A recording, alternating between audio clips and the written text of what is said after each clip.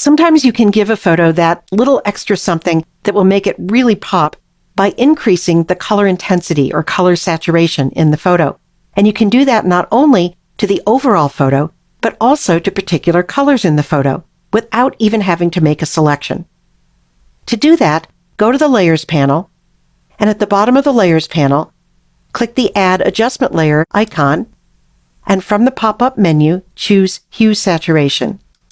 That adds a Hue Saturation adjustment layer above the selected layer, and it opens the Properties panel with controls for that Hue Saturation adjustment layer.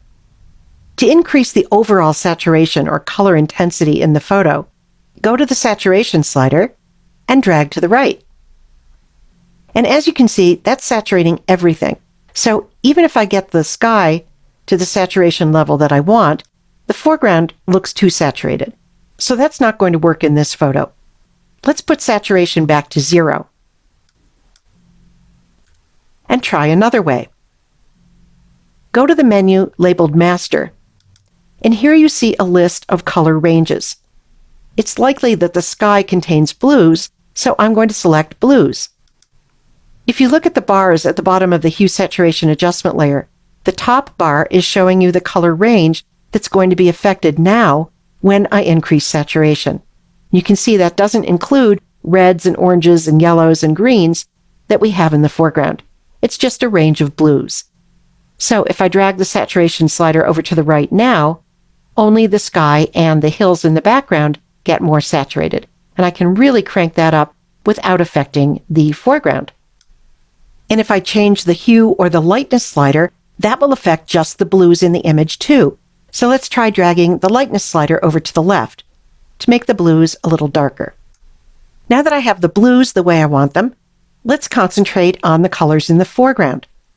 If I try to affect those the same way by going up to this menu and looking for a range of colors to affect, I don't see a range that seems to correspond to what I see in the photo.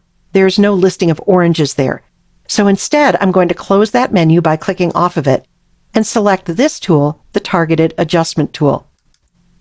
With the Targeted Adjustment tool, I'll go into the image and I'll click on a color in the foreground. Keep your eye on the Hue Saturation panel as I drag to the right over the foreground color and notice that the saturation slider is moving. And in the image, the only colors affected are those on which I've clicked. In other words, I'm not affecting the blues, I'm affecting a range of oranges or reds instead.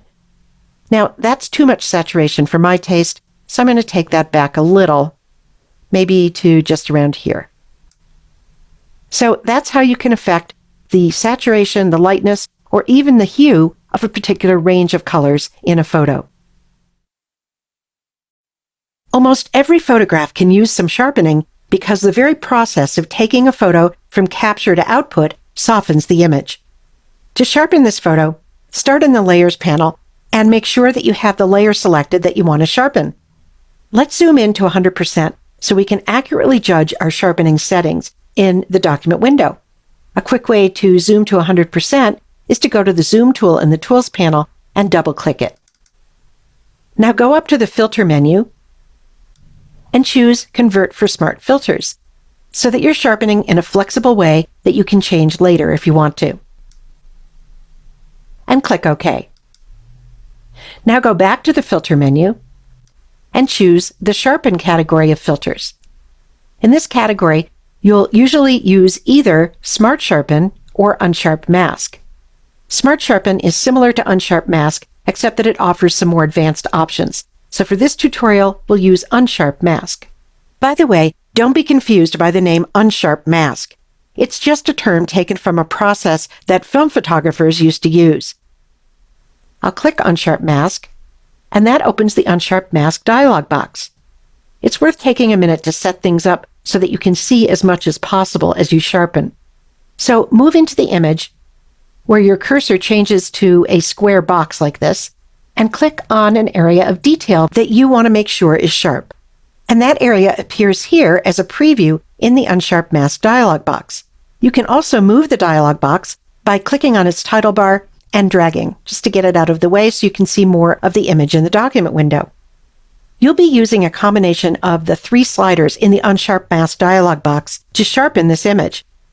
So that you can see what these sliders do, I'm going to start by really exaggerating them, dragging the amount slider way over to the right, and taking the radius slider further over to the right than I normally would too.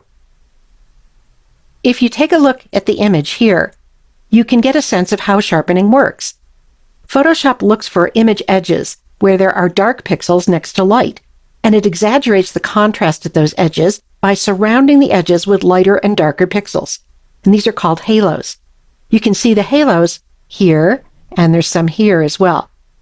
Now you want these halos to do their work of increasing the edge contrast so the image looks sharper overall, but you don't want the halos themselves to be showing. So to get to that result, you'll adjust the amount and radius sliders, which we'll do in a second. But while we have these sliders cranked up so high, let me show you what the threshold slider is for. If you look closely at the image, you'll see that there is some grain showing in the sky. We don't want this grain to get the same sharpening treatment as the other parts of this image. So what we can do is take the threshold slider and drag it to the right. When threshold is at 0, everything in the photo is getting the same sharpening treatment. Dragging it to the right sets a higher threshold for what Photoshop considers an edge, and so doing that removed the sharpening from the sky. Now let's look at the radius slider. What radius does is controls the width of these sharpening halos. In other words, how far out from the edge they go. Let's drag the radius slider to the left to reduce the width of the halos until you can hardly see them. Now let's go to the amount slider, which controls the amount of darkness and lightness in these halos. So I'm going to reduce the amount slider until I think the details are sharp, but the halos aren't obvious. Now, to compare a before and after view in the document window, I'll go to the Preview checkbox and uncheck that. And with Preview checked, the details are sharper. I'll click OK to apply these sharpening settings. Because we did this sharpening with a smart filter, we have the flexibility to reopen the Unsharp Mask dialog box at any time by going to the Layers panel and double-clicking Unsharp Mask there. So those are the basics of sharpening in Photoshop. There are other sharpening methods, but often the Unsharp Mask dialog box is the only thing you'll need to get the job done, and it's a great place to practice your new sharpening skills. Saving is a critical step in any photo editing workflow. So let's go over the file formats in which you'll most commonly save your photos. First of all, it's a good idea to have a master editing copy of every file that you work on in Photoshop, and to save that in the native Photoshop format, which is the .psd format. That will retain adjustment layers, like the one that we used here to change the color of this wheel. It will also retain other Photoshop features so that you can come back and re-edit those in the future. To save in the Photoshop format, in the Save As dialog, I'll choose Format or Save As Type, Photoshop, and I'll make sure to check Layers if I have multiple layers in the file, and I'll click Save. And OK. Now let's look at another photo. Let's say that we want to put this edited photo on the web or on a social media site. To do that, it needs to be in the JPEG format. But if I save as JPEG, the layers that you see here, the photo filter layer, which changes the color of the photo, and the background layer will be flattened into one single layer. So I want to make sure that I have my master PSD file, and then I'll save a copy as a JPEG.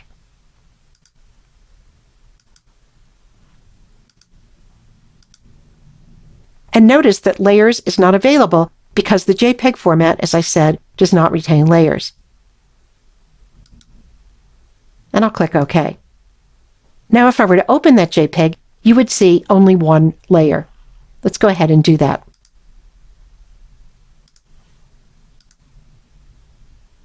The same is true if I save a file in the PNG format. The PNG format will not retain layers, so in other words, this type layer would be baked into the same layer as the background, but what the PNG format will do is to save transparency. So that means I'll be able to place this against a different background, for example, on a website, and that background will show through where we see a checkerboard here. So let's go ahead and try that.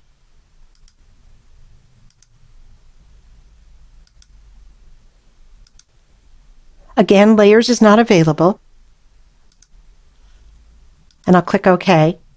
And now I'll open that PNG file. And as you can see, the type layer is no longer separate, but we still do have transparency in the PNG file. So that's a look at the most common file formats in which you'll save photos in your Photoshop photo editing workflow.